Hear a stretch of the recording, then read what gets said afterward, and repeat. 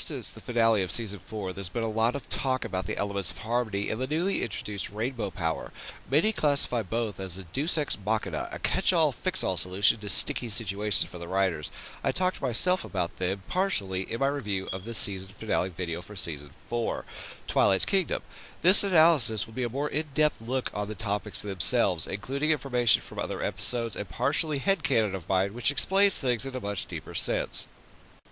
Looking through the series, we get to see that the elements of harmony are brought up a few different times, usually during the season premiere or season finale episodes, minus Best Night Ever in Season 1. The reason for this is, Best Night Ever was originally designed to be a normal episode to air just prior to the season finale itself, which would have been Return to Harmony, introducing discord and bringing the story of the elements of harmony to full circle. Instead, the season got cut by 2 episodes from its original design, and Return to Harmony and everything that came with it became the Season 2 premiere. The reason I bring this up is the elements of harmony are a major staple in both 2-part story arcs, in which the first is the quest to find and utilize the elements in the first place, and the second is to retrieve and remember what the elements actually are. While they do seem a little OP, there are reasons for it that makes a whole lot more sense come the beginning of Season 4, when everyone's understanding of the elements and the lore surrounding them were completely shattered by a whole new canon explanation.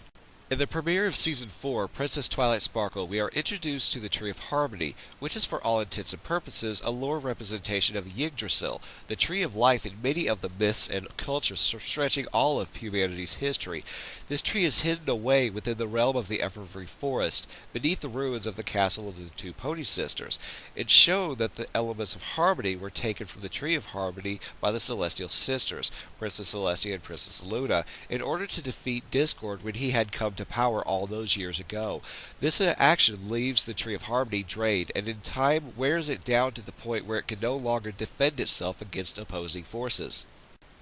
The elements of harmony, however, are discovered to be the fruit, or seeds, of the Tree of Harmony itself, each working as a materialistic representation of one of 5 aspects of friendship: honesty, kindness, laughter, generosity, and loyalty. And then the 6th element of magic, that of the world of MLP, represents a tangible form of friendship and harmony simultaneously. These elements stem from their source of the Tree of Harmony, yet are able to act together whilst apart from the tree, so long as there is a driving force behind them, namely being the Celestial Sisters of the ancient past, and more recent times the Main Six, who use the elements as tools against forces seeking to undermine Equestria's natural state of peaceful harmony. First against Discord, then against Nightmare Moon, twice, then Discord again, then to correct a misfired spell and magical mystery cure, and finally channeled through the portal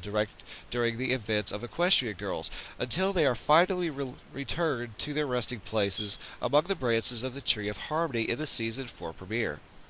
Throughout the course of the first adventures, each of the other Main Six, sans Twilight herself, has a chance to prove that they are worthy of their respective elements. It is at this time the elements connect themselves to the Main Six and take on new forms, turning from their resting stone state into precious gems inset in a style of necklace. I'm talking about the normal elements at this point, as it's a more technicality in the representation of magic that is different in form from the other 5. From this point on, the elements are used multiple times throughout the show, seemingly becoming more powerful with each use, just like multiple uses of a particular muscle people experience during bodybuilding. In my Season 4 finale review video, this is the explanation I give of the imprint I was speaking about, in which using something in repetition leaves a lasting memory in its use on the one to use it. It's for this reason that I suspect that when the physical vessels of the elements, the precious gems set in their necklaces, were given up at the end of the Season 4 premiere, they had left an imprint of their magic within the ponies that bore each element. This might explain the rainbow eye motif we witnessed throughout the course of the events in Season 4, which could be interpreted as a sign of the seed of each element within the pony coming to maturity and beginning to bear fruit. The exchange of the key objects was a triggered event, in which 2 ponies that had shared that element for a short time had made contact and helped give birth to more of what that element represented, and the power from those elements rested in the spool, badge, etc., so that when they made contact with the initial source of that power, the box given to the ponies by the Tree of Harmony, turned them into a physical key that could unlock the box, which would eventually give the ponies the power they had initially given up, and more, just as if one had planted a seed in the ground and cared for it until it bore its fruit. As I stated before, many have classified all of this as a catch-all end-all solution, a sort of get-out-of-shit-free card that the ponies can play when things got too hard to handle. Rainbow power seems to be absolutely no different in a structural sense, as its use seems to emulate that of its predecessor of the elements of harmony.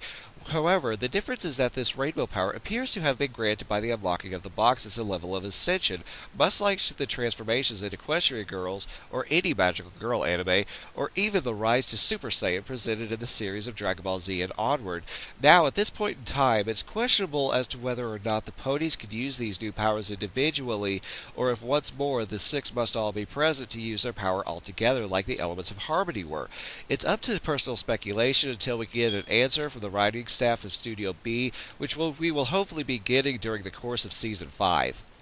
So in all of this, what are we to take away from the stories that present the elements of harmony and this new rainbow power? Some may just see it as bad writing, or something that the writers could drag out for cool climaxes to these bookend episodes we keep getting for each new season. Truthfully, on the surface, they seem like something that could never be believed in, and seem to just follow along these lines of, hey, here's an old tried and true. But is there anything these could possibly represent on a more realistic standpoint? I think there is. One thing people realize in relationships is that no one is perfect, yourself or anyone else involved. Things can turn downhill quickly, even seem as if things could never get better, and that the end is near. No matter how careful you are, how close you are, or how much planning you have for events in the future, something is going to fuck up into a shitstorm from hell, and there doesn't seem to be anything you can do to fix it. There is, however, a small yet decisive catch-all that has the potential to hit the reset button and give you, your partner, or your relationship together a chance to start over with a clean slate. By simply saying, I'm sorry, or I forgive you, everything has a chance to start over, and the past can be left behind to give way for a more hopeful future. Any relationship, whether siblings, friendships, significant others, or more, can all benefit from a sincere act of repentance and forgiveness. While these aren't quite as powerful or as tangible as the elements of harmony or rainbow power seem to be, they are perhaps even more important in practice than any of the elements of harmony on an individual level. Honesty, loyalty, kindness, empathy, and joy are all important in their own right, but it's only when working together that relationships truly thrive. And it's when there is an environment for the relationship that includes all of these that, when circumstances arise that are perhaps out of either person's control, the element of harmony or rainbow power of our relationships can truly shine through and help to overcome those struggles or opposition, where we can apologize and forgive ourselves and one another in order to pave the way to a better chance at tomorrow. What do you all think? Are the elements of harmony a flashy cartoon representation of something so humble as an apology to and among the ones you care about? Or am I just reading too deep into a cartoon about talking pastel-colored ponies? I am Postscript, and I look forward to hearing from all of you.